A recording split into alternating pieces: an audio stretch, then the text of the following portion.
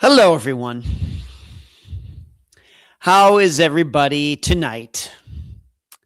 This is Unfound Live for August 17th, 2026. And as I have already posted in the chat tonight, it is Charlie's birthday. My nephew, who is in the chat most of the time on Mondays.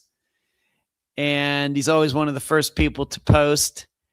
And it is his birthday today. So I've already posted there. I've starred those comments. So I'm hoping everybody that comes into the chat tonight will wish him a happy birthday.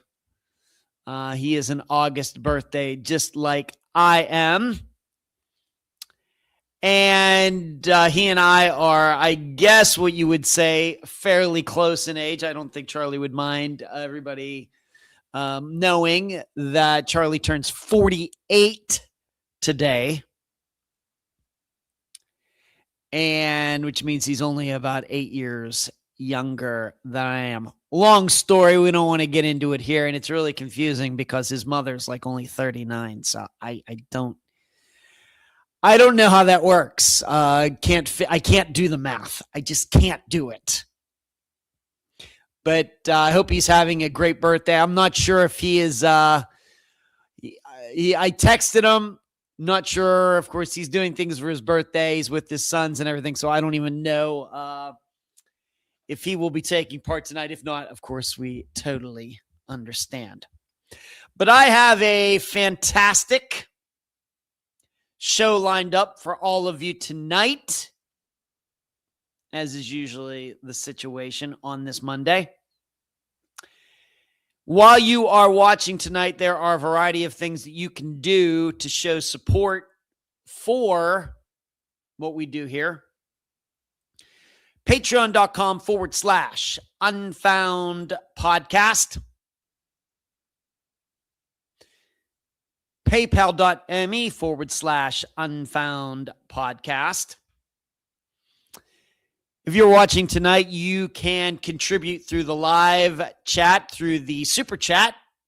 If you're watching here on Monday night, you get the super chat and donate that way. And then also, if you want to hit the join button, you can contribute there if you are watching on YouTube tonight. Of course, you can also watch on Facebook. And then also, of course, have this thing that I've started, missingpersonsconsulting.com. You can see it right there on the screen. If you know a family that needs help, expert guidance, I'd be happy to talk to them. missingpersonsconsulting.com. You can check that out and direct other people to the website. And of course, that is an ad that plays before the podcast that comes out every Friday.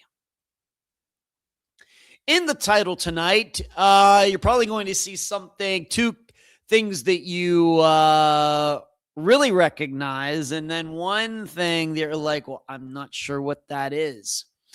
Well, the reason it says True Detective in the title for tonight's live show is because since we all got together last Monday, I've had the opportunity to watch the first and fourth seasons of True Detective. So the first season, main characters Woody Harrelson and Matthew McConaughey. Fourth season, Jodie Foster, and I don't have it in my notes, the other woman who played a considerable role, another police officer in the fourth season. I've watched both of those. I was not impressed at all with either of them, which I will be getting into later. But I want to warn you right now, there are going to be spoilers. All right, I'm warning you right now. So if you've never watched those shows and you're intending to, you think you might, you don't have HBO Max yet, but you might, and all of that, then you might have to turn the live show off during that part of the conversation tonight, because I really want to go through this. In addition, I watched the HBO series Mayor of Easttown, which the main character is played by Kate Winslet. She plays a character who I think's full name was Mary Ann, but everybody calls her Mare, M-A-R-E, in the series. And that is also a mystery series. So the True Detective series, for first and fourth seasons, I'm guessing the second and third as well. Mysteries to be solved by the characters. And then Mayor of Easttown, which is just one season, but I've been reading maybe they're thinking about making another season, maybe. That is just one season. That is also a mystery. And I watched it, and I didn't think much of that one either. And once again, I warn all of you, there are going to be spoilers for all of these. And I will mention it again when I get to it. I'm going to tell you again before I start actually talking about them that I'm going to mention spoilers. I'm not going to mention the entire plots or anything, but I'm going to mention some things that could really not ruin, but undermine if you're looking to watch these shows, it's going to undermine the mystery of them. Let's just put it that way. So you've been warned, but I'm going to talk about those. Why? Because I'm beginning the process of putting together my own series, and I'll get to that later. All right. So that's why True Detective is in the title tonight. Amelia Earhart. The funny thing is that, of course, I cannot remember every topic that has ever been discussed on this live show that's been around for almost 9 years now. I've probably talked about her before, but not very much. Like I discussed Jimmy Hoffa last week. I don't know if I've ever mentioned, in detail Jimmy Hoffa's disappearance ever. Maybe, but not much. Same way with Amelia Earhart. Probably I've mentioned it a couple times. So I'm going to talk about it again tonight because there is a group that's going to be going out there into the Pacific to try to find at least her plane. And I have an article that I'm going to read, and I want to comment on that. And then you're looking at this and saying, well, who is, and it's a mistake here. It's not Stephanie Smith. It should be Stephanie Stewart. And I messed that up. I think I listed it correctly on YouTube now and everything, but here it's actually technically Stephanie Stewart, not Stephanie Smith. And this is a disappearance from Canada that I'm going to analyze tonight. And the funny thing is, I had never even heard of this disappearance until I think he's Canadian. He emailed me several days ago, and I just got to his email yesterday, and I responded, and then he responded, very good guy. And he asked me if I'd ever heard of these two disappearances. I had not.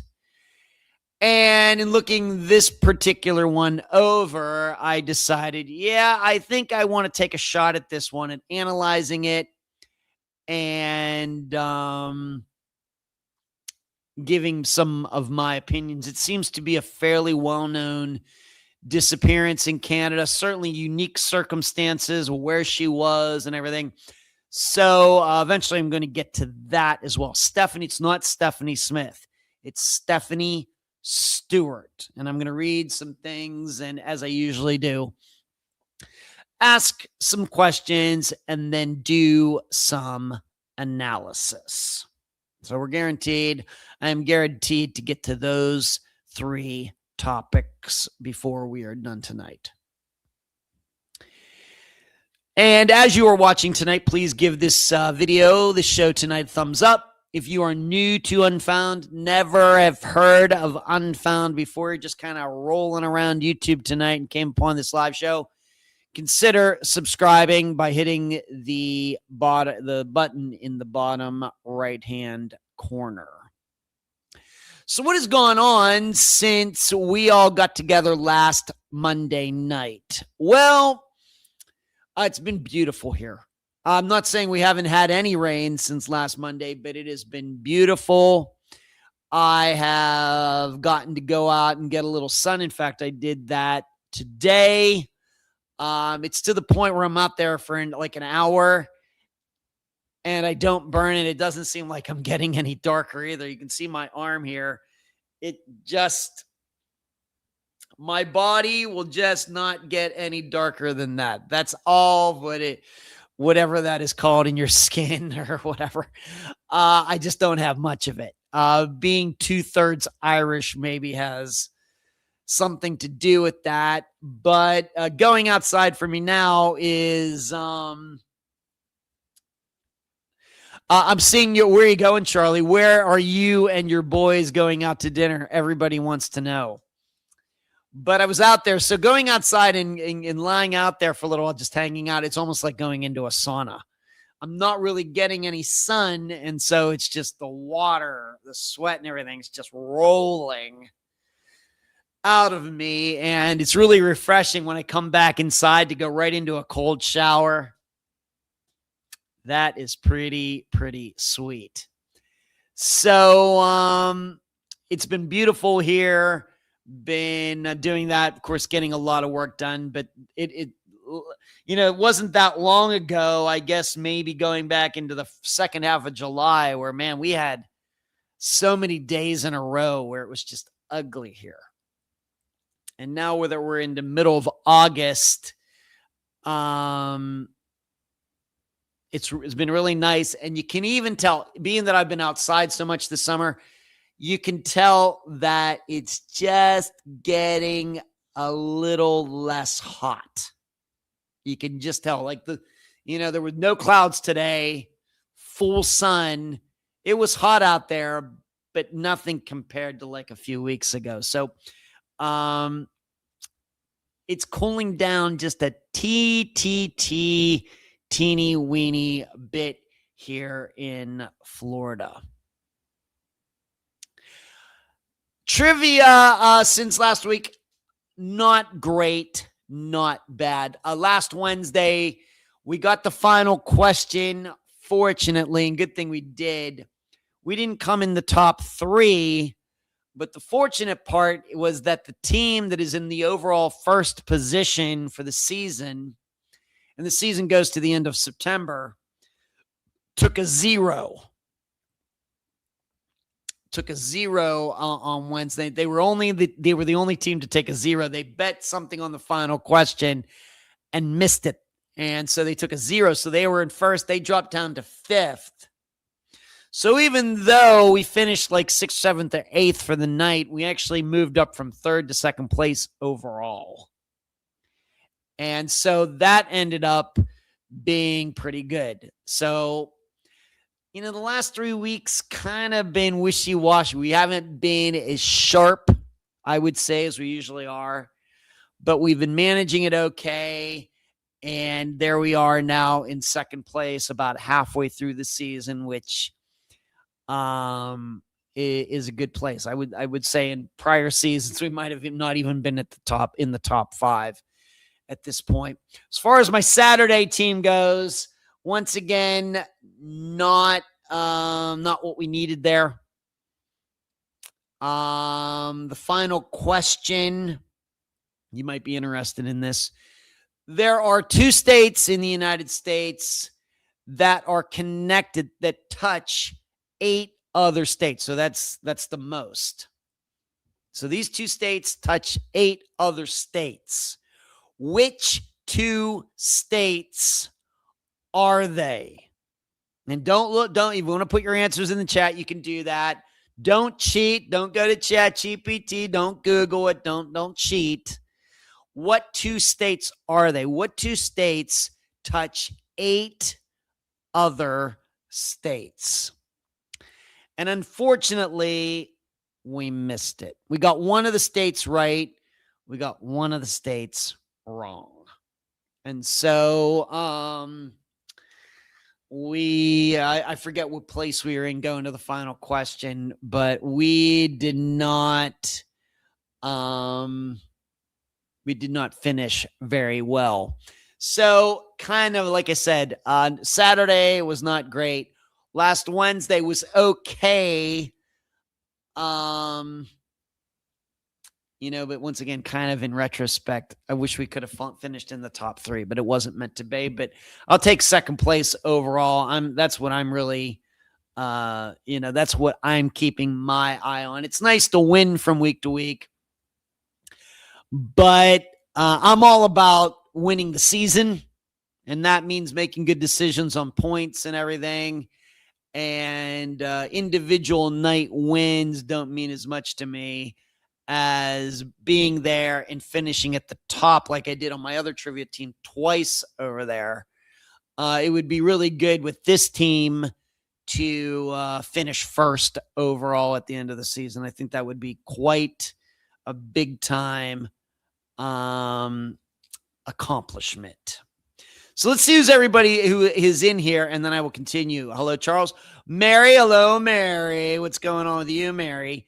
Love your live show. Thank you, Mary. Hello, Lori. Hello, Amy. Hello, Dee. What's going on with you? Dee sent me a bunch of study materials for our Thursday night show. I have some work to do. Dee has given me some work, and everybody knows how much I don't like it when other people give me work. So, Dee, I'm going to let you slide this time. Fishing, checking in at a very busy day. Me too. Good to see you fishing. And Charlie, thank you. You're very generous. LaFord. D, it's going to be another 106. I'm sorry to hear that in Oklahoma. That's crazy. D, I see your answers. LaFord. Oh, man, I've heard that question before, but forget the answer. Well, don't anybody cheat. Put your answers in the chat, and I will let you know eventually who has gotten it right, if anybody gets it right. I was pretty for sure on one of the states, and it was the other state that we got wrong. D, but now I know I'm wrong. Don't put the correct answer in, D. Don't do that. Let everybody get it right or get it wrong according to their own knowledge. So in other news, maybe some of you saw that I posted a picture today. Once in a while, I feed the crows. Of course, out here at the beach, you see a lot of seagulls, see a lot of pelicans, see a lot of other ibises or other, there's a variety of different kinds of gulls out there. There's a variety of different kinds of seabirds. I know most people just think seagulls, but there's a lot of other different kind of seabirds that you will see out on the beach whenever. But crows, just your good old-fashioned black crows, no, not the band, but the crow you would find in Oklahoma or Nevada or Pennsylvania, they're out here too. And they love to fly around and hang out. And I, once in a while, will put little pieces of things out on my balcony out there. And they'll come by and, hang out for a little bit. So today I was putting little bits of Triscuits, the cracker Triscuits. And now I've learned today, after looking that up, maybe I need to switch it up to something that's not so salty. It's not necessarily overtly dangerous for crows, but crows really have to watch their salt intake. I'm actually reading about this. Oh my gosh. Who am I anymore? I'm reading about what crows can eat. Man, I must be single. That, if you're going to feed them, crackers can be okay, but you really got to watch the salt. So I'm going to try to figure out what I can do, even like unsalted peanuts or whatever else. One thing they don't like, they will not eat like sunflower seeds. Won't eat them. Won't do it. Some other things they love. They love cheese puffs. Once again, very salty. I know, but they loved like cheese balls. Like I'll crunch up like a regular cheese ball, but not cut it. I'll actually just break it with my fingers into smaller bits and put it. They love those. They love peanuts, but once again, I try to break the peanuts up into little pieces. And they love Triscuits. So those are like the main three things, if they're around, that I will put out there for them. But the thing is, they're not out there every day. I don't know where they go, what they do. I don't have any trackers on them. But once in a while they'll come along. So around, though I won't see them for days. And then all of a sudden I'll see them standing on like the ledge of the building next door, on the building or on the balcony next door, over on the next building. And they'll just be hanging out, watching. And then one of them, though, today, for the first time in a while, came and landed right on the railing of my balcony right off here to my left, which is where the Gulf is. And it was kind of, looking through the window. You know how they kind of eye you with one eye and then they'll switch to the other eye and they'll go back and forth, because they don't have like forward vision like humans do. They got that vision to the sides. So they'll eye you up with one eye and then they'll eye you up. They're looking around. Is he in there? What is he doing? And everything. So I ended up getting some of the Triscuits. Given that I've been losing weight and watching what I eat, I've been eating a lot of Triscuits with pico de gallo. So you got the Triscuit, you got the pico de gallo, and you kind of scoop it. Man, that stuff's good. I've been doing that for months now. So I got a couple Triscuits, broke them up into little pieces, and put them out there. And before you knew it, there were like 4 crows out there out of nowhere. There was one there. When I walk out there, it kind of hops to the side. It's not like human friendly. But when I go out there, it'll kind of hop way off to the side. And then I'll put the little pieces out there. And then before that crow will come back, and then 3 others will just come out of nowhere. And they'll chow down, and they were hanging out. And I took that picture.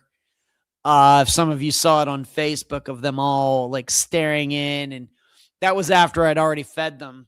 And they were wondering, is Ed going to bring any more out for us to eat? I didn't. But I do kind of feel like a drug dealer. They're showing up, for their fix. And so that's what that's why I put the caption, as Ed has the best stuff in town.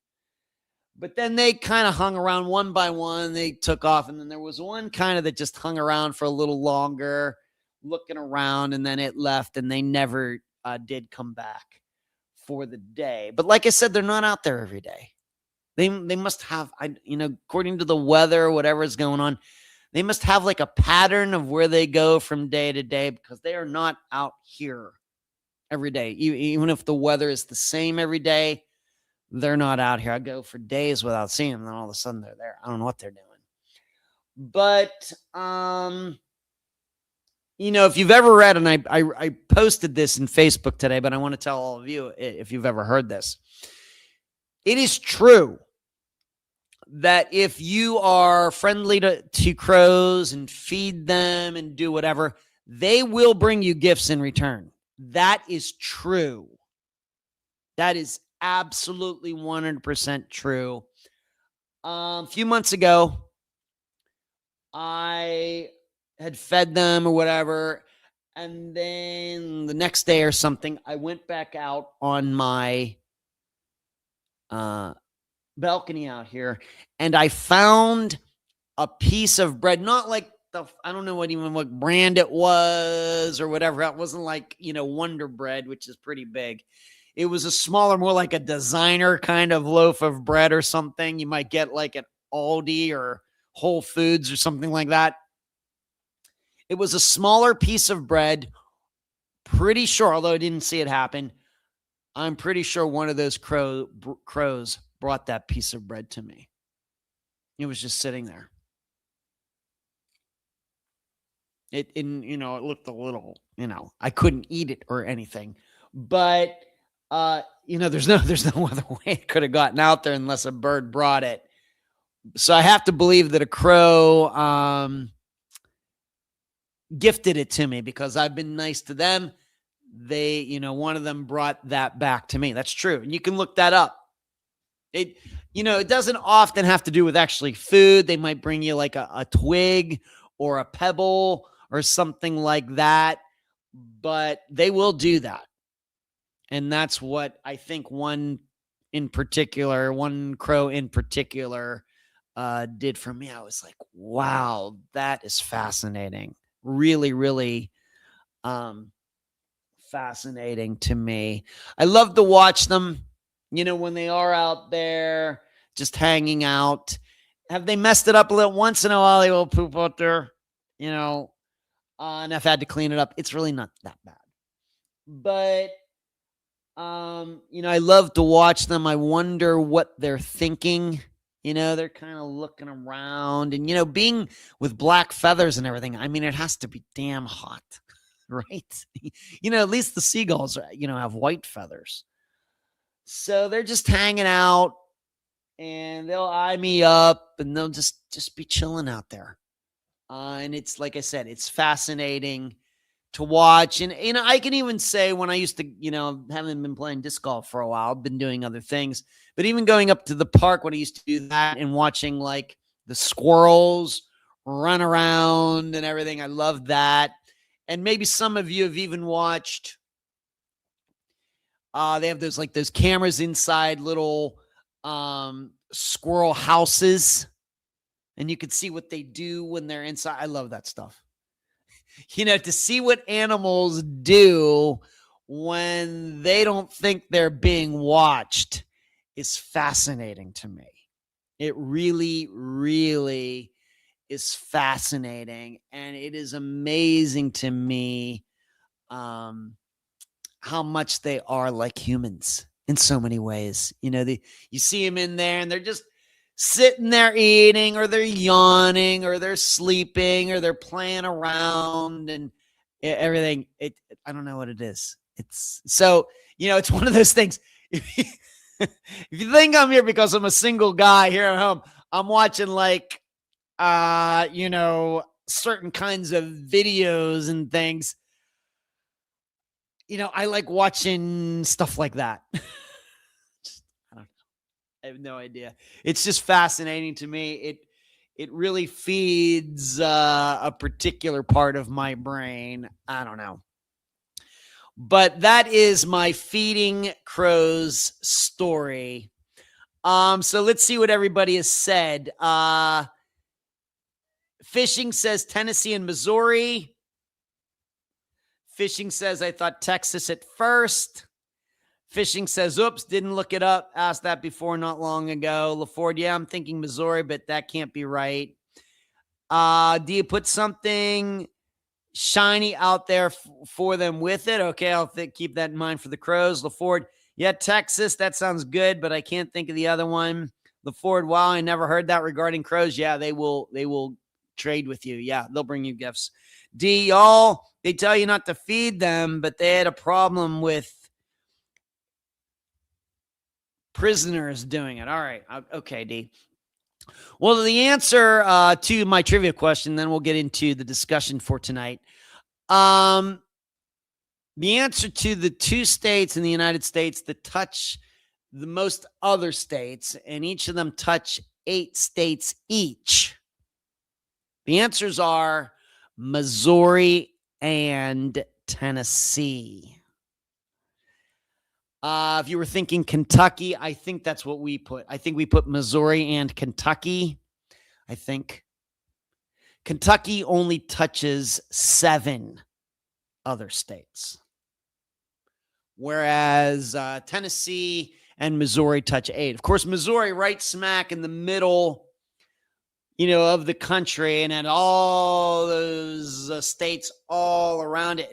And some of them only, share maybe 50-mile border or something like that.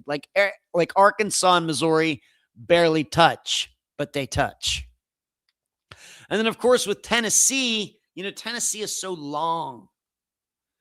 And so there's a lot of states below it, above it, and that helps it touch 8 other states as well. So if you ever need that in the future, the answer is Missouri and Tennessee. I was pretty sure in Missouri, and whatever we answered, I had no problem with what the other answer. All I had was Missouri. That was about it. So there you go. All right, let's get to the true crime part of the show, and that will continue until the end. Where do I want to start? Just a few kind of update things. Look for, of course, I put out the newest Your 2-Minute Disappearance lesson. I know they aren't getting a lot of views, but that's not really why I'm doing it. Of course, I'm hoping people become educated because of them, but I'm not doing that to pump up subscribers or anything. I just want to be able to put this all on the record, publicly for somewhere down the road. But the one that I did most recently, I talked about phone records. Of course, there's a lot to say about phone records relating and how they relate to disappearances. So that will be, it's only 2 minutes. So I have a lot to say. Just went over the basics in those 2 minutes right here on this YouTube channel.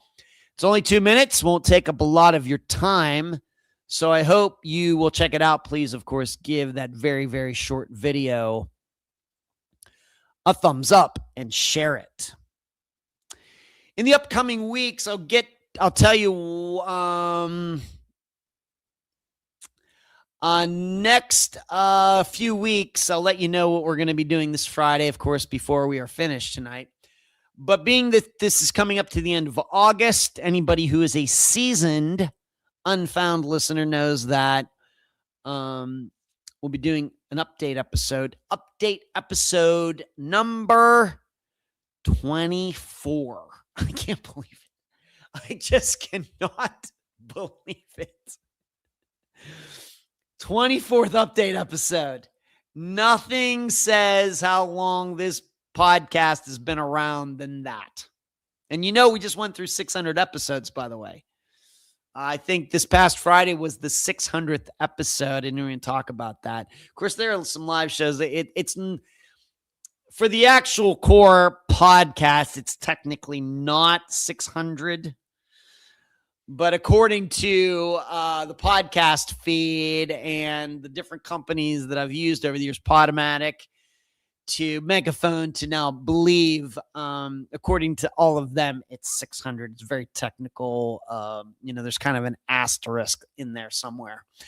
But update episode number 24 will be the last Friday of this month. And then 10 years, we made it. 10 years of Unfound. We'll be talking a little bit about that the first Friday of September. And once again, if you are a seasoned Unfound listener, you know what we do for the anniversary. We replay the first interview I ever did as a representative of Unfound, and that was with Mary Lyle, going back to August of 2016. I was younger than my nephew just is turning an age today. I had just turned 46. Charlie's turning 48 today. Is that crazy? Crazy, crazy, crazy. So that's what we have coming up. And like I said, I'll get into what we're doing this Friday before we are done tonight. As far as the update episode, as far as what the updates are going to be, not sure right now. Have not even started looking at that yet. I really can't tell you how many updates there are going to be. There are going to be some, but I really, really don't know at this point. LaFord looks surprised that Missouri and Tennessee LaFord, why don't I get your quick videos on YouTube? I don't know, LaFord, because they are posted public for everybody to see. I find myself thinking of her all the time. Susie Lyle. Yeah. Certainly she was abducted, maybe not as obviously so as Jodi Huisentruit, but in general terms, those disappearances certainly are similar, although I think with Susie, I'm more inclined to think that it was somebody Susie knew and this person knew Susie. Whereas with Jodi, I am more inclined to think that she did not know who abducted her, but that person certainly knew her, knew who she was. So, yeah. Yep.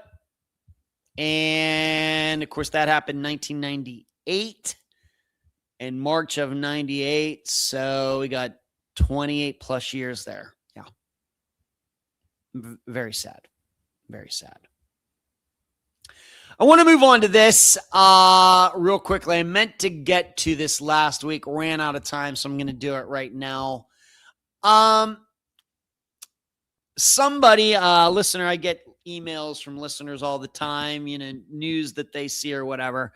And a few weeks ago, one of them sent me something about, of course, there was this very tragic story here in Florida where a young woman got attacked by an alligator, got killed. I think maybe, was she trying to protect her dog or something? I forget. But it does bring up the question, for disappearances that occur here in Florida, how many of them do I think are caused by alligators? So let's just say somebody walking along at night near a canal and they don't see the gator attacks them, drags them into the water. Or like happened right over here at my local disc golf course 5 years ago, maybe. There was a guy who would go into Taylor Lake looking for discs that he would then sell for drugs. He wouldn't return them to the players. He would take them and somehow take the names off them with like acetone or something, and then sell them, like I said, to get drugs for heroin or whatever. And the thing is, he had been actually banned from the park because he was doing that. You're not supposed to swim in the water at Taylor Lake. Why? Because there are gators in it. Well, he was in there after dark. There's no fence or anything to keep anybody out of the park. And he was in the water, and an alligator killed him. Got him, killed him. I had seen him in the park just a couple days before that. And so that happened. Of course, he didn't disappear. He was killed. And I think they got the alligator and took it away. I don't think they kill these alligators when they do that. I don't think. And they shouldn't. You are in their environment. Do not kill alligators that are just doing what alligators do. That is wrong. Humans, stay out of the alligator habitat. How about that? Let's do that. So, but that, I guess that could have been a disappearance had the alligator dragged him way out into the lake and then he sank to the bottom. I guess it could have been a disappearance. But we have a lot of attacks, but we also have a lot of disappearances. And there are stories of, let's say, like a car chase. There's a wreck. The guy takes off. He runs into a lake or a canal. And there have been instances, yes, where mostly men go into one of these canals and an alligator attacks them. I don't know if they die or anything, but that stuff happens here. Alligators are part of the environment here. So how responsible are gators for disappearances in Florida? It happens. I couldn't put a percentage on it. I'm guessing that the percentage is pretty low. I don't know, 1 in 1,000. For disappearances that actually stay disappearances, disappearances, 1 in 1,000. You have to remember how many millions of people we have here. And most of those people are smart enough to avoid the water. And like I said, I forget what the circumstances were of this young woman who got killed by an alligator recently. But you see it in the news. I mean, there are stories. I'm going to guess this. I'm going to say that the amount of disappearances caused by alligators is much lower than the public perception. Somewhat sure on that. I'm guessing there's certainly statistics out there on alligator attacks. People who have been killed by alligators, bodies left behind. People who have been attacked and survived. We had that happen over at Cliff Stevens maybe 10 years ago, where a similar type of guy going into the water for a disc got attacked but survived. There's certainly stats here in Florida, but actually disappearances, people disappear and then somewhere down the road they figure out, oh, they find the body and it was attacked by an alligator. That's the kind of stuff that makes the news. So I think that the public perception of it is that, oh, this is a big time thing. I don't think it is. It happens. It's a number. It's just not a very high percentage of it. You really have to start thinking through all of the odds on that, even though we have a lot of gators here. But then you have to start figuring, well, all right, what's that person doing in the water? Was the person going to drown anyway? Was the person suicidal? Was the person drunk? Was the person on drugs? Maybe the person would have died anyway, whether an alligator was in there or not. In addition, just because we have all of this water here in Florida, because the water table, you can't have cellars in Florida because the water table is so high. So if you ever fly into Tampa, you see all these, looks like a bunch of puddles below you. Most of those little bodies of water do not have alligators in them. So just because there's a lot of water around does not mean that gators are in every one of them. So it's a particular set of circumstances, I think, for then an alligator to cause a disappearance. I hope that answers the question. Like I said, it's a number. I just don't think it's a very big number. And it's certainly a lower number than I think the public perception. So there, I got that topic out of the way. Something else that I want to cover before we get to these three main topics for tonight. I got another Steve Pankey letter. And I think I can read the one page in total, and then the other page, not sure I'm going to be able to do that. Now, you should know that I actually sent him something. I sent him, well, let's just call it a questionnaire. I don't want to say too much more about it at this point. I sent him several page questionnaire that I got from somebody, and I sent it to him with a self-addressed stamped envelope and everything. I'm hoping that he is going to answer all of the questions that I sent him. He's not returned it to me yet.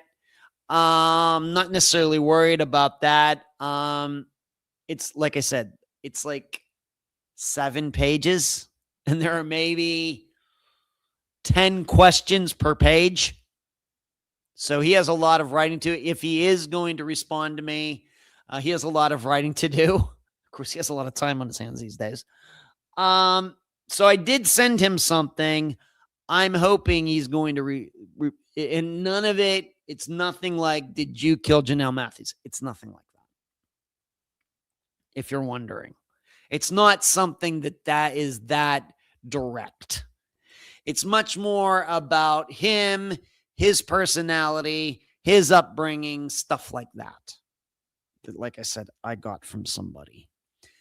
So we shall see if he returns it to me. He has no reason not to return it to me. I actually sent an envelope, a big envelope with enough postage on it that all he has to do is put his answers back in that, give it to the guard at the jail, and it'll get mailed back to me. I mean, it doesn't get any simpler than that. But if I do get it back, I'll let you know. But I think for purposes of what I'm going to use that for, I'm not going to be able to go public with it at this time. So, but just so you know, I will let you know if he responded to it, and I will give you an overall impression of it, but I'm not going to read any particular answer that he answered, that he wrote down. I'm not going to do that. I'm telling you right now. All right. So Steve, 2 pages. He sent to Ed Denzel Unfound. It says, my 2022 Janelle Matthews murder conviction is on direct appeal. The Colorado Attorney General must file his brief before the Colorado Court of Appeals by September 30th of 2026. And it's the state of Colorado versus Stephen Dana is his middle name, like my buddy, concert-going buddy Dana Smith, also disc golf buddy Dana Smith. Stephen Dana Pankey, and then it has the court case number. He says, Greeley police never asked him the most obvious questions. What did you know, and when did you know it? And then he says, please read my enclosed statement. And that was right there, that page. Now, as far as what I can read of this other page, and by the way, this is dated April 7th of 26. So 2026. So very well maybe this letter and what I sent him were like 2 ships passing in the night. This was coming to me while what I sent him was going to him. It's right around that time frame.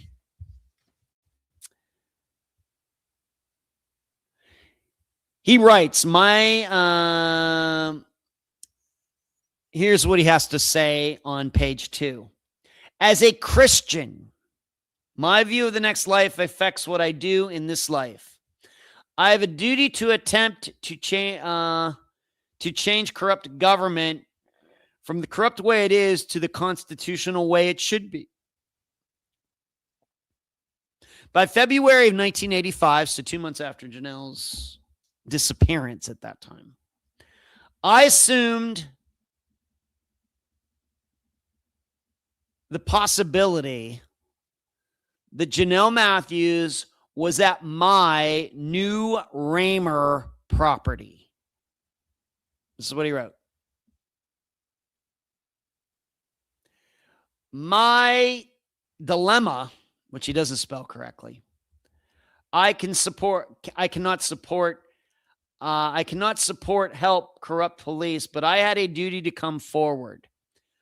Watching my previous 5-year-old sleep, I would want someone to come forward if something happened to him. So I will read that again. By February 1985, I assumed the possibility that Janelle Matthews was at my New Raymer property. New Raymer is a location in Colorado. My dilemma, I cannot help corrupt police, but I had a duty to come forward. He says, watching my previous 5-year-old sleep, one of his sons, his first son, I would want someone to come forward if something happened to him. Part number 2. The stronger, wiser leader understands the power of compromise. He put that in quotes. I could not allow police to coerce my testimony, as in the 1981 Steve Adams case. When I say I don't know, it means I don't know. So that goes back to 1981, the problems he had at his previous job where he, I think, worked with Russ Ross. Number 3, he claims that at the time, my 4-point deal offer was this. A, I would possibly reveal the culprits and body location. B, I would not testify, not politically help corrupt police. C, my name would not be publicly revealed. D, I would have immunity, not be coerced to lie to make a case. And then number 4, I would not have come forward had I known about suspect Norris Drake. Of course, Norris Drake is somebody that I've mentioned before. It's no secret. It's public knowledge.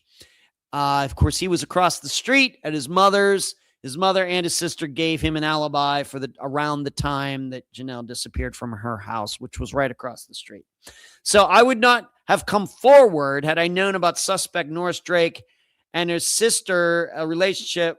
And I'm not getting into that because he starts mentioning names. He goes, I'll just leave it at that. I would not have come forward had I known about suspect Norris Drake and his sister, ... Like I said, there are things in that I cannot read. So that was the most recent Steve Pankey letter, convicted murderer in 2022 of Janelle Matthews. And so there you go with that. I have to admit, I got this letter, was not expecting it. I was really hoping that the next communication I would get from him was going to be all of the stuff that I sent him. But now that I'm looking at the date that he wrote this, and then by the time he mailed it, probably what I sent him and then him sending me, they were like I said, passing. So I'm hoping right now that he's working on it or has even finished it, and this packet is on its way back to me right now. And I will reiterate, I will tell you if I got it or not. I will tell you if he answered all the questions or not, but I will not be reading any of the particular answers, because all of those answers and everything are going to go into a particular project, and that's all I can say. All right, moving on. Let's talk Amelia Earhart. I'm going to read this article, a bunch of different articles. I just picked one out.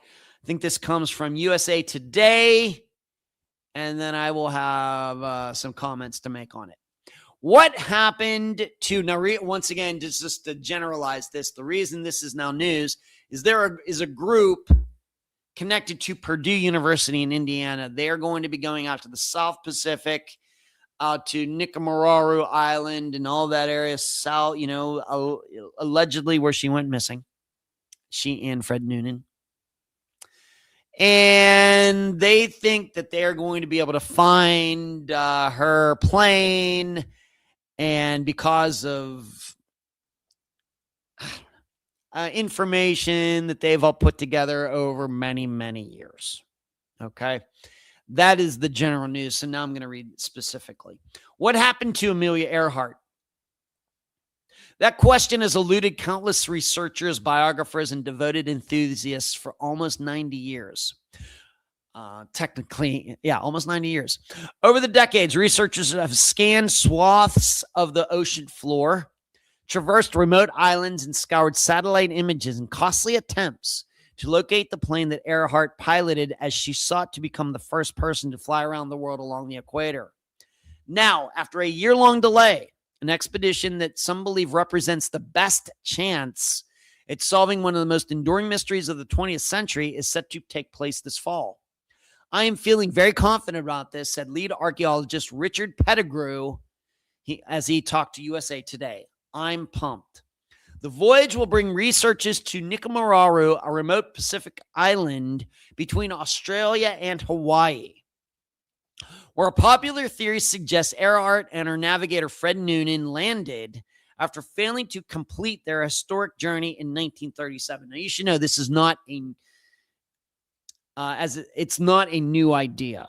And in fact, other people have gone to this island and collected things from it. So I don't want you to get the idea this is the first research group that's ever setting foot on this island. That is not true.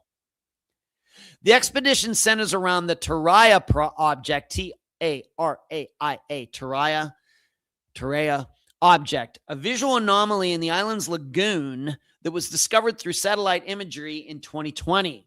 The mission, which is a joint effort between the Purdue Research Foundation and the Archaeological Legacy Institute, will seek to determine whether the object at the water's edge is Earhart's long-lost plane.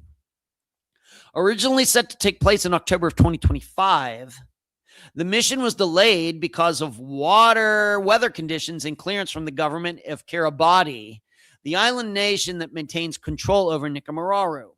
With new approvals from the government's cabinet, a 16-person team in October will travel by sea to the island in hopes of finding proof of Earhart's final voyage.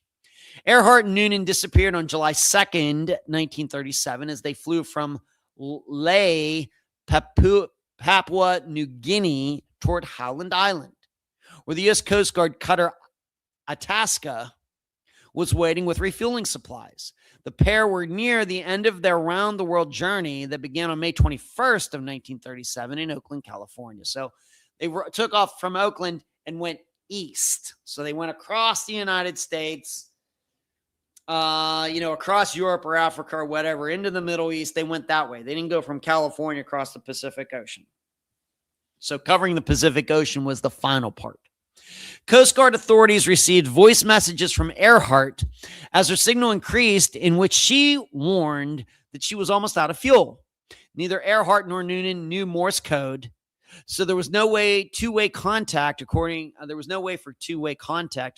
the Smithsonian Institute. After their disappearance, the U.S. government conducted its largest ever search for a lost aircraft. After 2 weeks, the search ended with no trace of Earhart, Noonan, or their plane. On January 5th, 1939, they both were declared legally dead. In the decades since, millions of dollars have been poured into expeditions that have taken researchers from remote islands to the depths of the Pacific, including recent years. In 2024, an ocean exploration company conducted a deep-sea search within 100 miles of Howland Island after spotting what they believed to be the wreckage of the Electra 10E. It turned out to be a rock formation. Earhart's sudden disappearance immediately spurred a wide range of theories that sought to explain what happened to the world-famous aviator. Some posit that the flight was part of a secret spy mission, that Earhart assumed another identity, which was an In Search of episode going way back to the 1970s, or that Earhart and Noonan were captured by the Japanese. The most widely supported explanation is that Earhart and Noonan ran out of fuel and crashed into the Pacific Ocean in the vicinity of Howland Island. I think this is particularly pertinent given that we just did the Atlantic series where we had a couple planes that most likely ended up in the Atlantic Ocean and were never found again. I do believe that they were close to Howland Island based on the record, said Dorothy Cochran, a retired general aviation curator at the Smithsonian National Air and Space Museum and a leading expert on Amelia Earhart. I'd love to go back to the Air and Space Museum again one of these days. Haven't been there since like 7th grade. The hypothesis that Earhart and Noonan landed on Nicaragua and later perished there has gained steam in recent years. The main piece of evidence supporting that theory is satellite imagery capturing an unknown item in the island's lagoon. Pettigrew said the object came into view in April 2015 and resembles an anomaly seen in photographs taken in the months and years after Earhart's disappearance. Other supporting evidence includes radio bearings that converge on Nicaragua, an analysis of human bones discovered on the island that are similar to Earhart's bone lengths, and a number of artifacts, including a woman's shoe, a freckle cream jar, and a medicine vial that date to the 1930s. Still, Cochran and other researchers remain skeptical. It would be amazing if they do find something, said Rachel Hardigan, an author who's written a book about Earhart's life and twice traveled to Nicaragua as a journalist covering various expeditions. But there's just been a lot of promising things that haven't come through. The upcoming expedition is set to take place over several days in October. From there, researchers will make their way to the lagoon, where satellites spotted the Terrea object. Using a hydraulic dredge, a crew will gently remove layers of sediment to determine whether it's the famous Electra 10E. The team will focus on identifying what may be the largest parts of the aircraft, including the fuselage and the wing. They will also scour the surface for metal rivets unique to the Electra's design. This is a hypothesis. Pettigrew, he's 78 years old. Wow. We won't know until we go down there and identify it. If the team locates the aircraft, they will return the following year for a full-scale excavation. A future voyage will involve recovery operation in which crews remove the wreckage and transport the remains back to the United States. Of course, once again, if they are successful. So that's really what you all need. And then the final line is something is there and it's either the Electro or it's not. Pettigrew said somebody has to make that determination, and that's going to be us. All right, so what do I have to say about all this? I got to admit, I don't think they're going to find anything. As this reporter just said, who has been there a couple times, people have already gone and done this. Could they have made a mistake and missed something those times? Yes. Could they have just missed it? Yes. Could the weather conditions have been against them for finding anything? Yes. But I think we also have to remember these people are very motivated. I mean, if you find the plane or Amelia Earhart's or Fred Noonan's remains, I mean, you are going to go down, in history. This is like finding the Titanic or going to the top of Mount Everest for the first time. That is what this is like. It's solving one of the, the biggest mysteries of the 20th century. But as with any sort of investigation, whether it's something like this or something that we're much more used to on Unfound, I get a little leery when people start making big pronouncements about how they're going to solve something when it seems they're just doing what other people have done before. Just to be honest. Now, if you're wondering, well, how can this all be? What the overall theory is this, if you're really, really unfamiliar with this. So they're getting close to Howland Island. And you really have to understand how people used to navigate back then, pilots. They would know based on where the sun is in the sky on what longitude, so line going up and down like this on the earth, of course, theoretically up and down. They would know where the sun is on what longitude they are on the earth. And they would know that Howland Island is on a particular longitude on the earth. And they would know that once they get to that longitude, as long as they've, in following their compass, and as long as the wind hasn't pushed them too far off course, all they have to do is fly up and down that particular longitude, and they will fly across Howland Island. And that's how navigation worked back then. Okay, that's how, and they would have the sextants and everything else. Now, the problem, of course, was Fred Noonan was not a very good navigator. All right, if you really read into this. So the idea is that they got to that longitude. The wind or whatever had blown them off course, so they're not right over Howland Island. They're a little either south or a little north. And they're flying up and down this longitude, and they just can't find Howland Island. Even though the Itasca was like blowing smoke up into the air. And the people who were there at the time, the radio operator, everybody was hearing her voice. Her voice was coming through crystal clear. It was like she had to be like right there. That is how clear. We have to remember the technology at the time, the 1930s. She's coming through crystal clear. Got to be really, really, really close, even above the horizon. As a guy who lives at the beach, I know about that, being able to see the horizon. It was so clear. Everybody there was sure that she was, if they were to look up in the sky, she's up there in the sky somewhere. She's not over the horizon. And still, of course, she didn't land at Howland Island.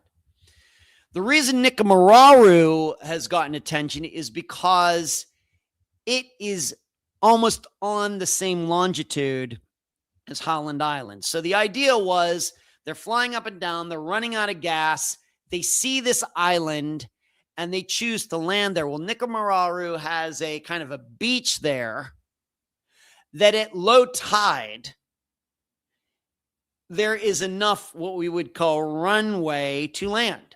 You have to remember, this is a propeller plane, doesn't take a lot of distance to land. It's really not flying that fast.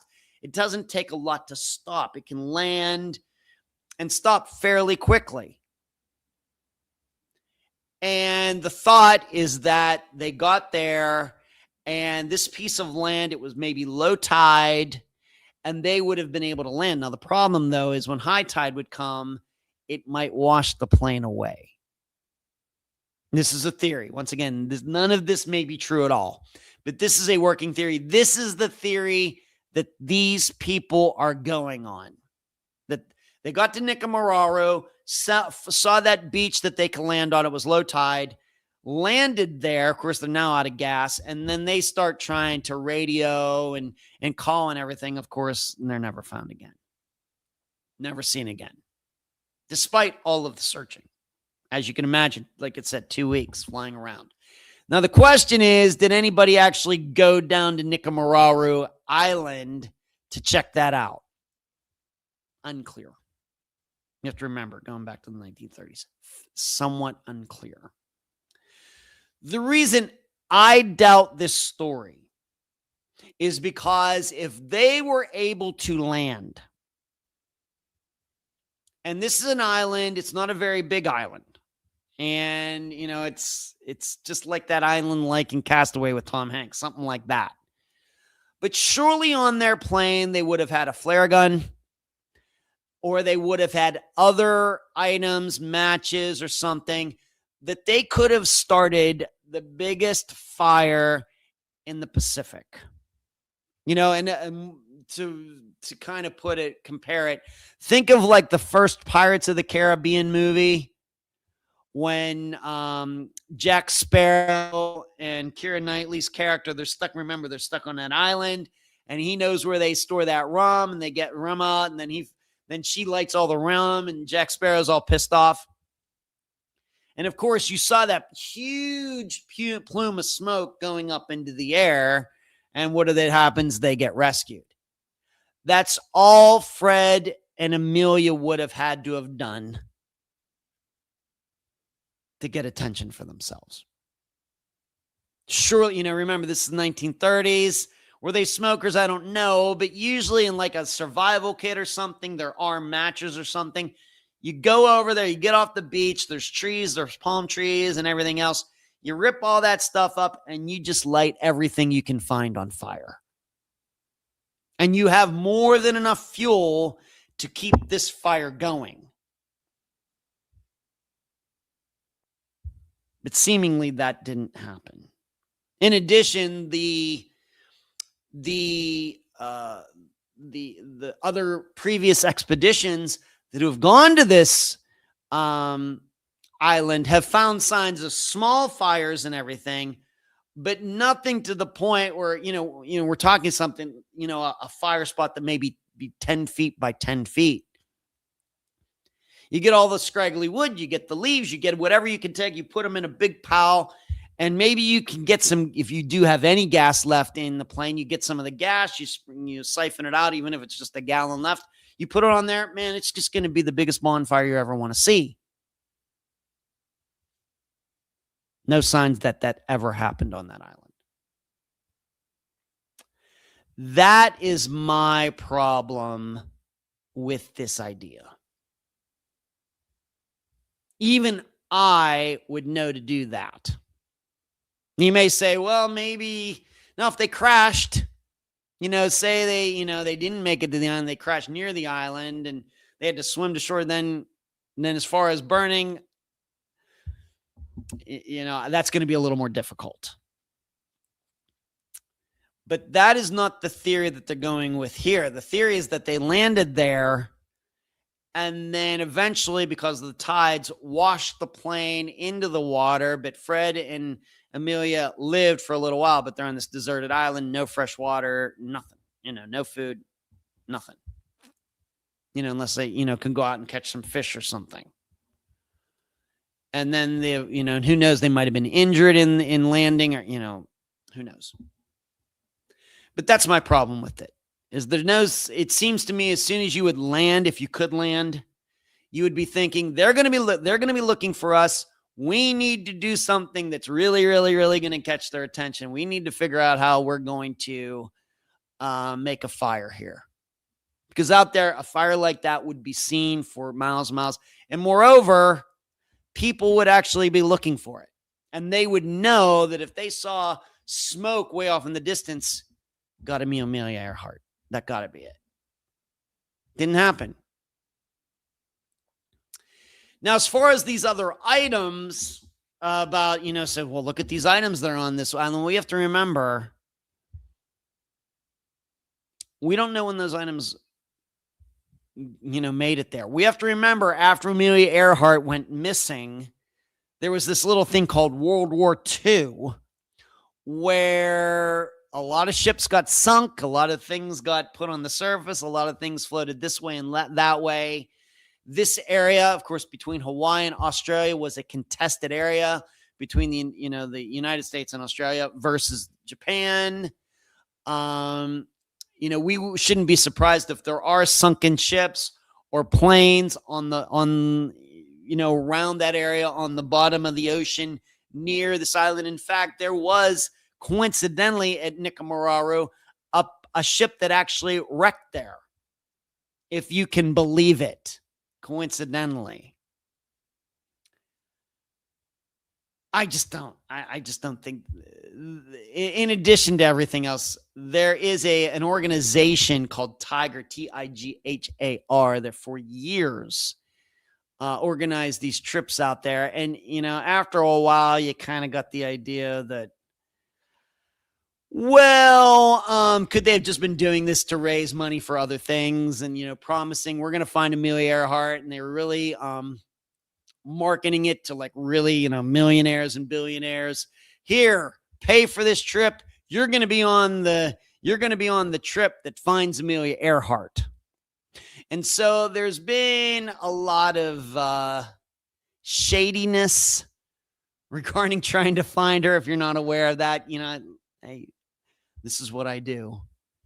Regarding, and this whole Purdue thing kind of sounds like, I'm not saying Purdue is, these people are corrupt or anything.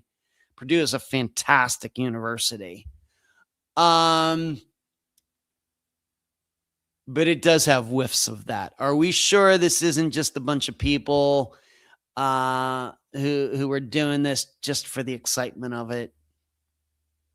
I'm not saying they don't have the qualifications or anything, but when I read that a 78-year-old is going to be going out there to do this, I start to have, is this some last, the final ride of an archaeologist or something? So, as you could tell, I'm not hopeful on this. This sounds to me like people who it's a lot of confirmation bias, which I talk a lot about. I mentioned a lot regarding disappearances. And it just seems like this is stuff that's been done by other people before, and it turned up nothing. So I can't rule out the idea. I know it sounds completely dismissive. I just can't rule out the idea that this is just some, trip or something. It's just simply an adventure. It's not, they say I guess what I'm saying is there's nothing that I've heard in this that they're using all of the same language of everybody who's done this before and failed. I have not heard anything here that really catches my attention to like, oh, all right. I don't hear any of that. I think. So what did happen to Amelia Earhart?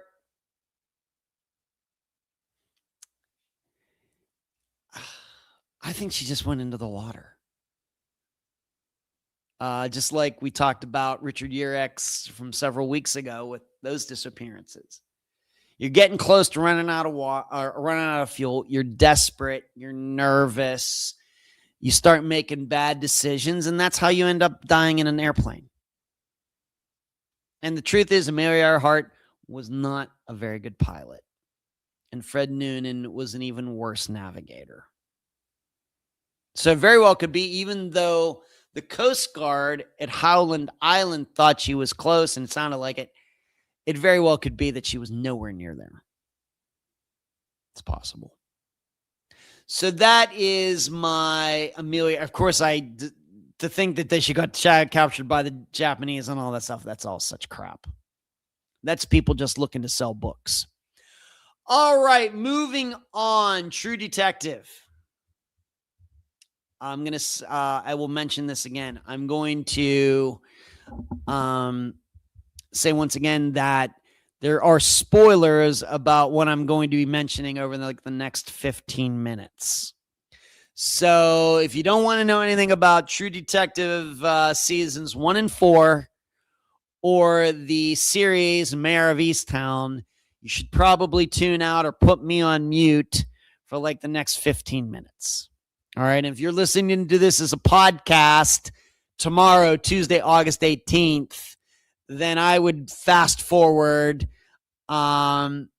several minutes, like I said, at least 15 minutes from now, and then come back in to hear whether I'm still talking about these shows or not. I'm going to try to keep this to 15 minutes. I may go over, but I don't want to ruin this for anybody. I certainly want you to check these things out for yourselves.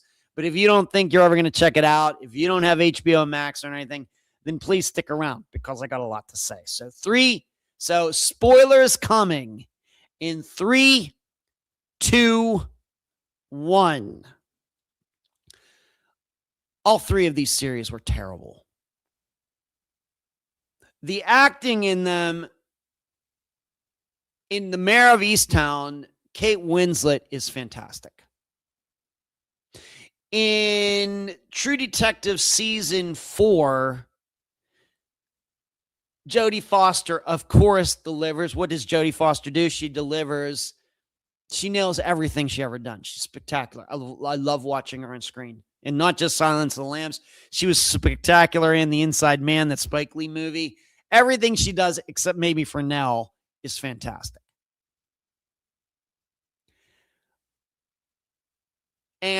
But in season 1 of True Detective with Matthew McConaughey and Woody Harrelson, I'm not saying the acting's bad, but it does give you the impression that the director kind of just let Matthew McConaughey and Woody Harrelson just do whatever they wanted. Certainly what they did was fine. But there's a reason a director exists to kind of, reel things in and everything.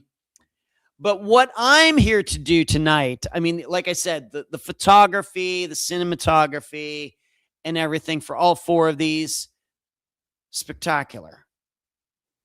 But as stories, as mysteries, they were terrible. In fact, I have it written here. True Detective season 1, C-. True Detective season 4, I've not watched season 2 and 3. Now, a person I really trust, Rockford, who sometimes is in the chat. He's part of the think tank group. I talk to him once in a while through email. He's told me that the one that takes place in Arkansas is good. I may try it out. But True Detective season 4, that would be the one that I just watched with Jodie Foster. F. I get, A, B, C, D, E, F, or whatever the usual grades we get in school. F. And then Mayor of Easttown, C+. The story was not as outrageous, but it was pretty outrageous. So once again, I'm warning you, spoilers coming. Rockford, there's Rockford, right? Rockford there, everybody just, so season 3 of True Detective is the hill on which I ride. Okay, I'll die. All right, Rockford, I'm going to watch it this week. I promise you and I are going to talk. So what are the problems? And the reason this is on my mind is because I've written a little bit in my life. I've put together plots. I've written screenplays. I've written novels and things. So I'm not saying I'm the greatest storyteller. And of course, my novels have not seen the light of day or anything. But being that I've been thinking about making this disappearance series for a while, I've been going through all of the permutations because most importantly, I want to make it a good mystery. Remember, it's called True Detective. The show is called True Detective. That means the mystery should be number one. It should be, of everything, it should be the best. Whereas in each of these seasons, it's the worst part.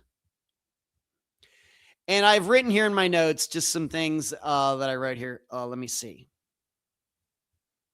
The problem, if you're going to make it a mystery, make it a good enough mystery that all the other stuff doesn't need to be done. And what I mean by that is, for this, for the True Detective shows, man, there sure is a lot of sex in them. And a lot of stuff that has nothing to do with the mystery at all. A lot of philosophizing and why are we all here? And the passage of time has nothing to do with the mystery at all. For example, as I have here for True Detective Season 1, all the talk, philosophizing by Matthew McConaughey. I love Matthew McConaughey. Once again, a guy who always does a solid job. He has never he's a good-looking guy, and a lot of women lust after him, and he has never relied on that. Or maybe early in his career, all the rom-coms. But he has become a spectacular actor, and he deserves all the credit in the world. Has not rested on his laurels, his looks, and everything else. Fantastic. Very happy for him. But in this, he does a spectacular acting job. But like I said, it has nothing to do with the story. He and Woody Harrelson could have just been regular guys, and it still would have worked just fine. Just fine. But it's taking you all over these things.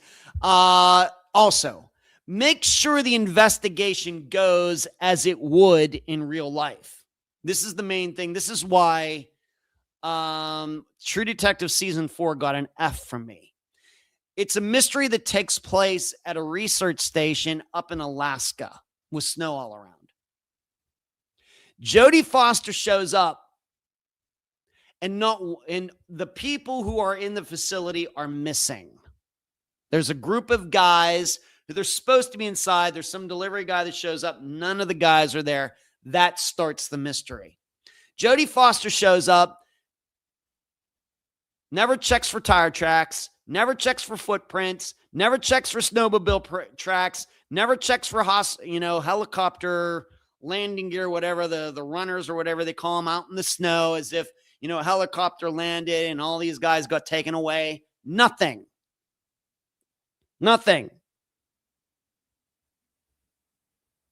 It's called True Detective.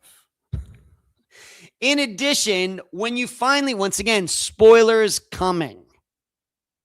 Once you find out at the end what actually happened, then they eventually do have to find the bodies frozen out in the snow naked.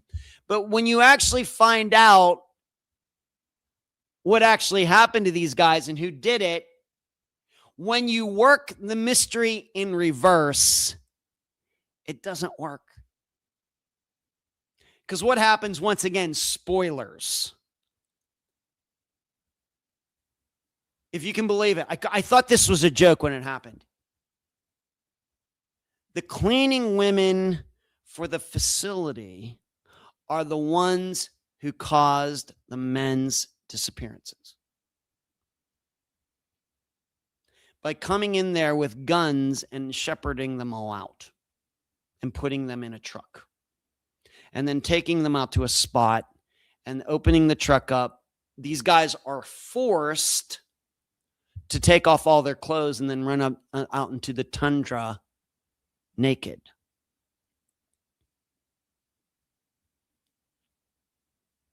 So if and I have nothing, once again, I don't have time to get into all of it. I spend the next 2 hours going into the plot and everything, but that's the solution. Once again, if you're hearing this, I've already told you. Spoilers, spoilers, spoilers. But if you think about that in reverse, you can suddenly realize how that doesn't work. Because if all these women went into the facility, they came in from outside, there's snow, there would be melting. Instead, the floors are totally clean. How can that be? You know, if you're Jodie Foster, the detective, and you show up and all these guys are gone, you're going through and noticing all of the floors that are clean, well, then what does that mean? It means probably people didn't come in from outside, yet that's what these women did. In addition, if the floor is too clean, then you think, hey, somebody cleaned this floor, but the cleaning ladies haven't been here since several days ago. How can it be this clean? And you start to get an idea. Well, maybe the cleaning ladies did it. It was so stupid. I could not believe it. I couldn't believe what I was watching. I was like, this cannot be the answer to this. This cannot be it. This cannot be it. It was. And it has to do with pollution and some corporation and everything. And I'm not here to get into all that. I mean, there was certainly a message that they wanted to make about pollution and corporate entities being bad and environmentalism and Eskimos and Native Americans. And that's what overrode that series. But it's not called True Corporatism. It's not called True Native Americans. It's not called True Environmentalism. It's called True Detective. And this is a mystery that in real life, being that it's called True, should have been solved in a day.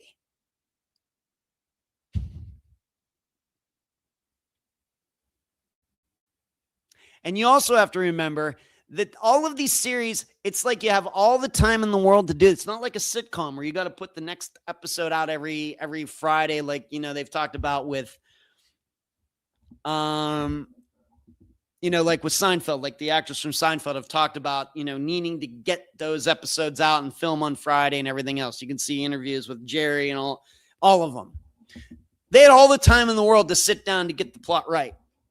Jodie Foster's attached. Spectacular. Oh, man, this is going to be awesome. Man, we're going to come up with this. Oh, man, we really got to give her a good story and everything. Man, nope. It's a mystery that could have been solved in a day in real life. The problem, of course, the big problem is you have a problem with any plot, especially with mysteries, when people act at their stupidest. Anything can become a mystery when people act their stupidest. And that's what happened in both seasons of True Detective, in my opinion. And, you know, season one, you know, they finally tracked down the guy who is the murderer and everything. You know, and it's supposed to be all creepy and, you know, everything. It's just so stupid. And the red herrings, the stupid red herrings that they just kind of throw in from nowhere. Once again, they have all the time in the world to come up with a good hardcore story where you're questioning everything. Is this really how this would work and everything? No, they're just throwing crap in there. It's disgusting. Now, as far as Mayor of Easttown, once again, spoilers coming. A 17-year-old girl gets murdered, and it ends up being she is having an affair with, is it her uncle or an uncle, a grown adult uncle? And it's the uncle's son, who is 13, who ends up murdering her. That's how that is resolved. And it just kind of comes out of nowhere. There aren't any little hints. You know, it's not even like The Sixth Sense where you get the ending. It's a spectacular ending. And then you look back at you look backwards and you're like, oh, how did I miss that? Oh, man, it was right there the whole time. This was the opposite. This was the opposite.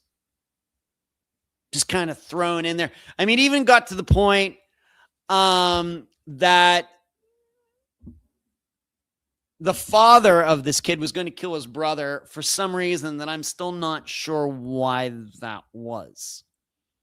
And how the kid got the gun was the most contrived. In fact, I think it's a story mistake in there. That they figured out how this kid got the gun and then put it back. And then the guy realized it was gone and then it came back.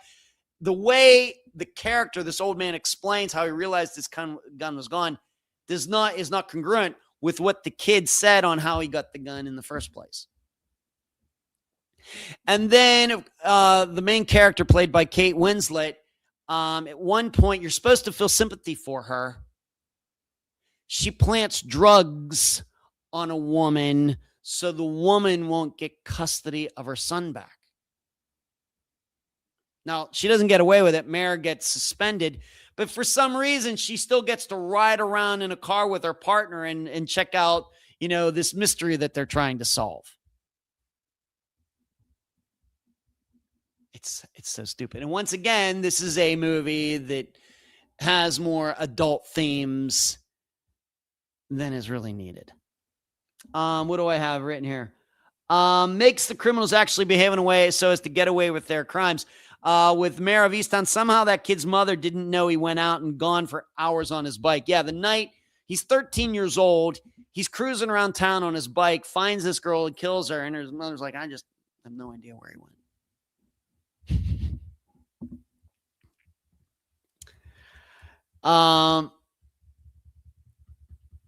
So what else? Red herrings galore are horrible. There's a big thing that's made a big thing in Mare of Easttown where there's these burning, the girl who is murdered. She has these journals, and this whole big thing is made about how her ex-boyfriend or the father of her child, she has a child, goes in there and burns those journals. It's made like this real big deal. Actually, it's nothing. It doesn't have really, the reason is given that they did this is not equal to the reason they said they were doing it. The dysfunction of all these characters. Rockford, yeah. The accent, yeah. Like, people care about that, Rockford. The dysfunction of the characters. Anybody watching any of these shows would be convinced to not have kids. I mean, all three of these shows were so anti-parent.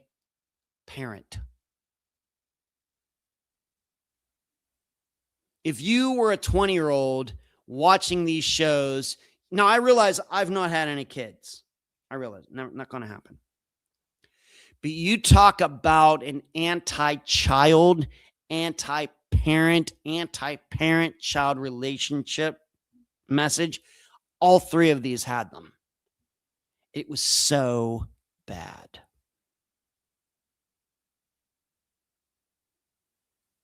It was so bad. So it's dysfunctional characters trying to solve mysteries. You know what's more interesting to me? People living pretty good lives, and then something really gets in the way of all of that. And how do they handle that? People that have dysfunctional lives and then they have to solve a mystery. Well, it's just one more thing. Whereas people who are living, pretty good, perfect lives, and then something they can't avoid gets in the way, and how their character is really tested, that's a better story.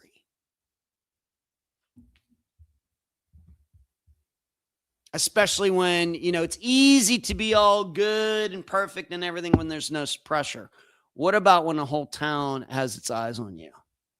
Can you maintain that? Whereas with all of these characters, these detectives, all these people, they are so corrupt and dysfunctional and everything. There's really no testing that needs to be done. It just shows their dysfunction. And it certainly gives you an idea of what Hollywood really thinks of small town America. And it's not a very, having grown up in small town America, You don't need to do these things to have a good, compelling story or mystery that goes out over 5 or 6 episodes. So this is all on my mind as I'm creating my own series. That I can guarantee you this, the mystery is going to be solid. And there aren't going to be any crazy red herrings just to trick people. I just won't allow it to be made. If some producer comes to me and says, well, you know, we got to do this. No, we're not doing that. We're not doing that. You don't know what you're doing. I've seen your work. It sucks. It's just the way I am. But they were bad. The endings on all 3 of them were bad. The mysteries are bad. The acting is spectacular. The cinematography is great and everything. But these producers, these writers, these directors, they're the ones who chose to do disappearance, mysteries. And all of these mysteries sucked. Not compelling, not interesting. The one, like I said, the one I gave an F, it could have been solved. In real life, it would have been solved in a day. Can't say that for episode 1 of A True Detective. I can't say that for Mare Easttown, but, with Mare Easttown, it's just like it just came out of nowhere. It was just like, wouldn't it be interesting if a 13-year-old killed the 17-year-old girl who was having an affair with her father? That sounds really interesting. How can we make that happen?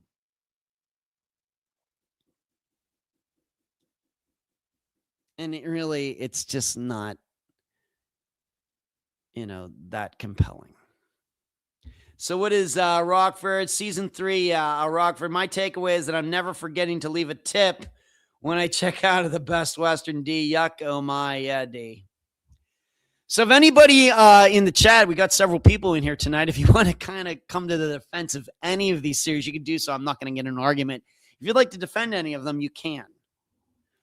Fine by me. But I can tell you, if what I put together is no better than any of these, then I need to go, find another line of work, to be honest. So that's, so there you go. No more spoilers.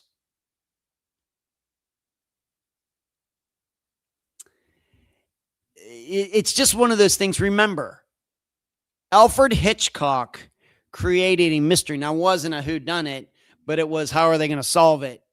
How are they going to prove it? What happened? He did it in one room with an apartment key in Dial M for Murder. One room, one key. That's all it took to make one of the best crime mystery movies of all time. That's all it took. These people, they're going all over the place. You got characters for philosophizing and strange symbols. And in season 4, True Detective, they're hallucinating and seeing polar bears and all this stuff. It's crazy. It's crazy. I promise I will do better. It's just going to take a little time.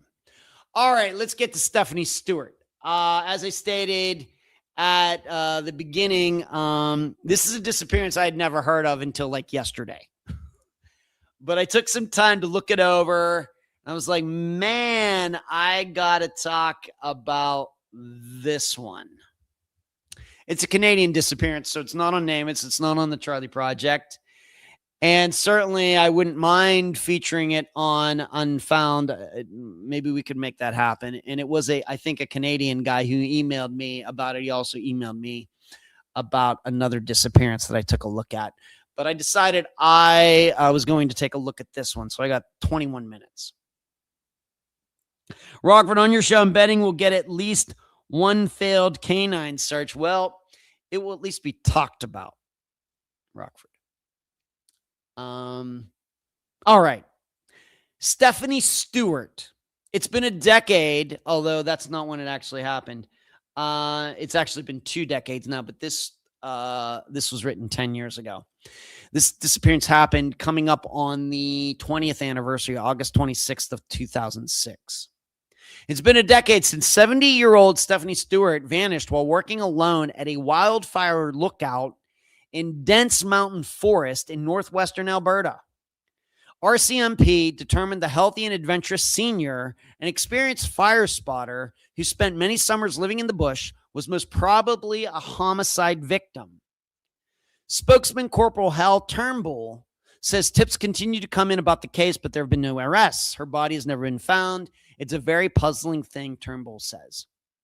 We're moving forward the best we can on what we have. Some cases are more difficult than others, and this is just a very difficult case. It was a sunny Saturday morning on August 26th, 2006, when Stewart was reported missing. The woman who had spent the last dozen summers working at a lookout near Hinton, Alberta, had last talked with a family member the night before. When she failed to make her scheduled radio check-in for work that morning, another fire spotter was sent to her lookout to see if she was okay. So every morning you get up. Now, the thing is, these fire spotters, they live at the locations.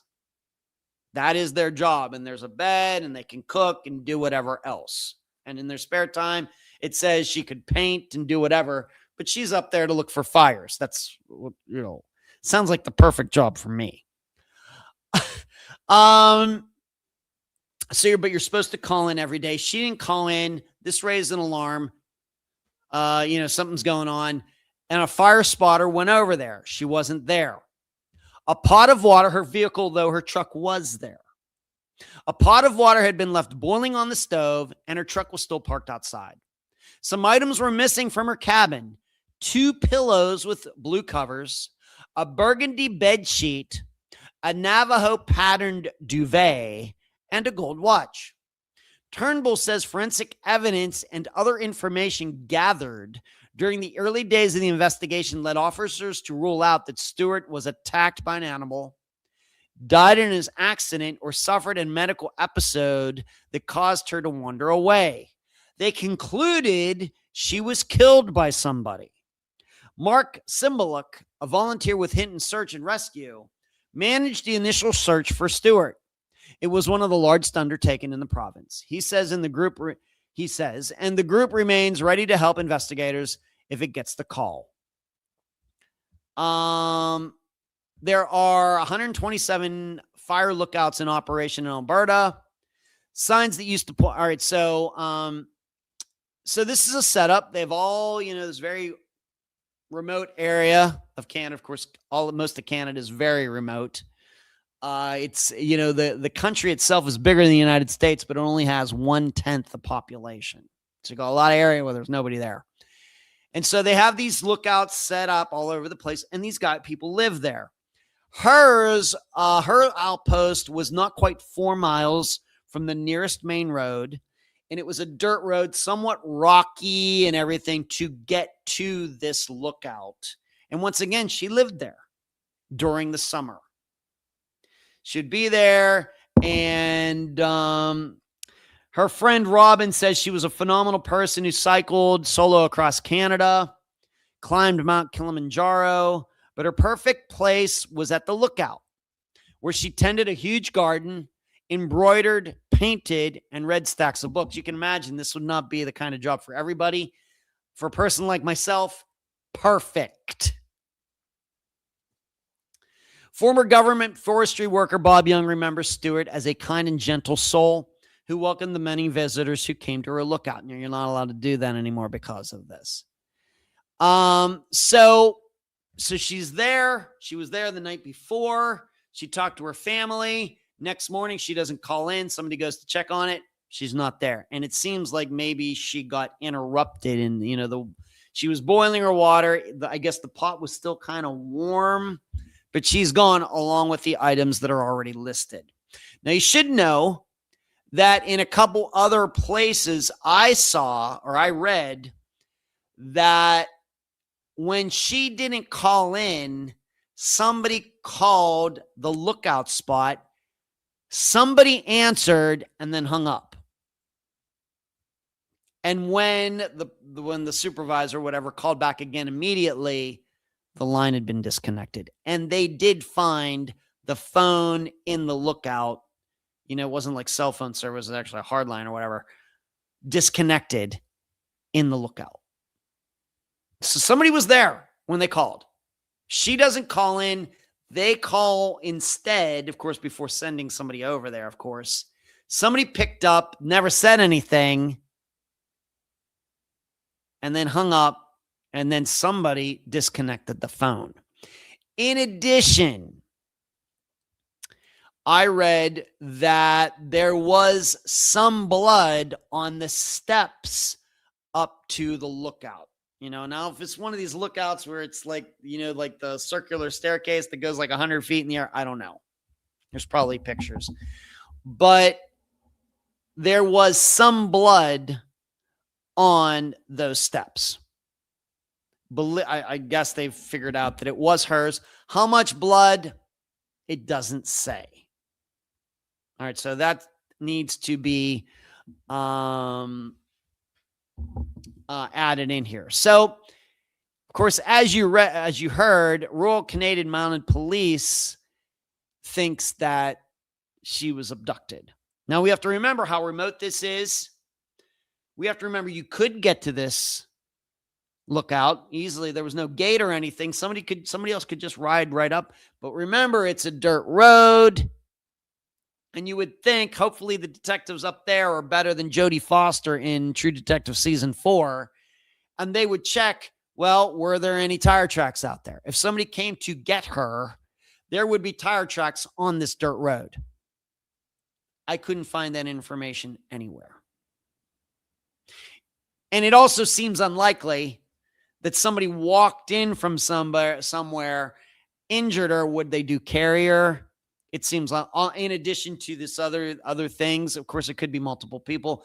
But what are we really talking about? In addition to the fact that this is the only smoke watcher, or whatever you want it, fire watcher, that's ever disappeared in the history of Canada. And I don't even think any of them had ever been attacked or anything.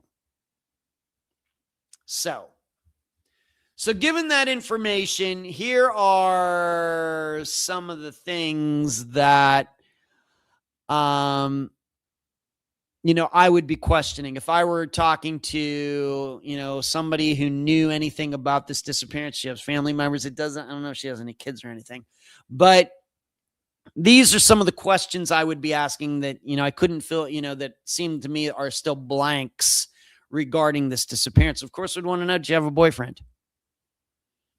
Are there any beliefs that somebody was going up there and spending time with Stephanie? It seems if it's remote, she's by herself. You might just ask some friend, I really don't care about her sexuality. Maybe she had a girlfriend, whatever. Was somebody up and were they spending time together there? How about that? We don't know. In fact, the question would be, or were they allowed to have people come up to the tower and stay over? I'm guessing not. But, if you're out there, do you really think anybody's really going to come around and check? Especially being that she's been doing this for several years. She's 70 years old. Are they really going to go check on her, or are they going to go check on that 25-year-old who's just doing this for the first time? Were there any tire tracks on this dirt road leading up to the tower? Any signs that anyone else had actually been there, whether there were tire tracks or not, any other signs that someone else had been in the tower, any footprints, anything like that? When we're talking this blood, well, how much blood was it? Was it just a few drops? Was it a pint? Was it a quarter? Was it the amount that you give if you're giving blood? And it doesn't sound to me, I'll get to that in the analysis. So how much blood? How much time was there between the phone call that got hung up on and another employee getting there? Doesn't say anywhere. That would be important because this would be the amount of time, if we're to believe that the phone was picked up, if the story is true, and I can't, I'm going to tend to believe that it is, you'd have the time between the phone getting hung up and the other employee getting there. Whatever time, that is the amount of time that if this is foul play, that's the amount of time this person had to get out of there, clean everything up, or whatever. Was that 15 minutes? Was it an hour? Was it several hours? I don't know. It's important. Were there any complaints from Stephanie about anybody going up there harassing her? Anything weird happening at night? She's there, everything's locked up. She's hearing weird noises outside. Any complaints from her? She's 70 years old. How was her health? They say she was healthy, but what about her mental health? Don't know. I would want to know more about that. Certainly she's 70 years old, and just about every 70-year-old I know has taken something. Did she have adequate medication? And on that note, was her medication left behind, or was the medication gone as well? I think that they would mention that. So I guess if she was taking anything, I guess it was left there. Unlike, this is very similar to Nancy Guthrie, if we really want to admit it. Older woman gets abducted from where she's living. What did she do with her life the rest of the year? Remember, this is something that's only done during the summer. What did she do with her life? What was her job before this? How did she make other income the rest of the year? It says that the police ruled out that she just wandered away. Well, how did they do that? How did they rule that out? Is it just simply because of the blood being there, or was it something else? And yes, being that Rockford just a few moments ago brought up dog searches, they did all sorts of searches all over the area, dogs, everything else. They found nothing. But we are talking about some of the wildest parts or part of Canada. So we have to remember that. So these would all be questions that I would need to know. Of course, 2006, did she have a cell phone? Probably not going to get cell phone reception out there. But at least not then, not in 2006. Maybe now you could. But I still would want to know, did she have it on their phone? Did she have a computer? Probably not. You're not going to have any internet out there, but even just a computer to type on her thoughts. Maybe she's writing a novel or whatever else. Did she have something like that out there? So these would all be questions that I would be asking in a consulting situation to better narrow down my best guess as to what happened here. Here's what I would say, my analysis. From what is public, I don't know what the police files say, but from what I was able to read about this disappearance, this is not an obvious murder. I know what they're saying. They're saying, but as we know, for the most part, police don't know anything about disappearances. Nothing.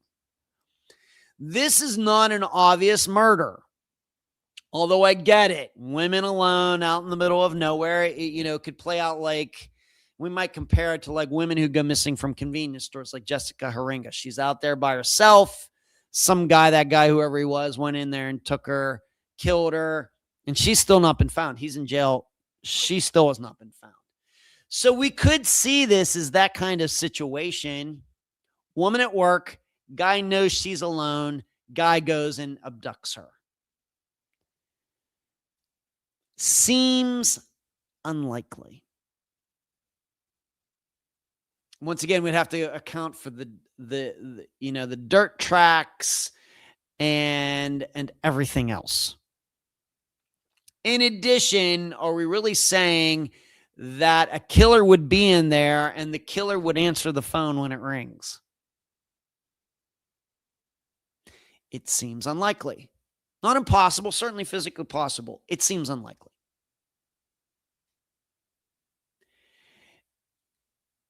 The feeling that I get, when you hear about, to just go back through what was missing. Let me make sure I find this. What was missing from the cabin? 2 pillows with blue covers, a burgundy bed sheet, a Navajo patterned duvet, or D-U-V-E-T, and a gold watch. I guess her gold watch. I have to admit, when I first read that, I was like, it seems like she went and slept in the woods. Doesn't it? When you read those things, it kind of is like, are we sure she was sleeping in the tower at night? Are we sure she wasn't sleeping outside for whatever reason? Those are all sleeping items. The pillows, the Navajo pattern, whatever it was, the sheet and everything. Does that not sound like somebody who was sleeping out in the woods?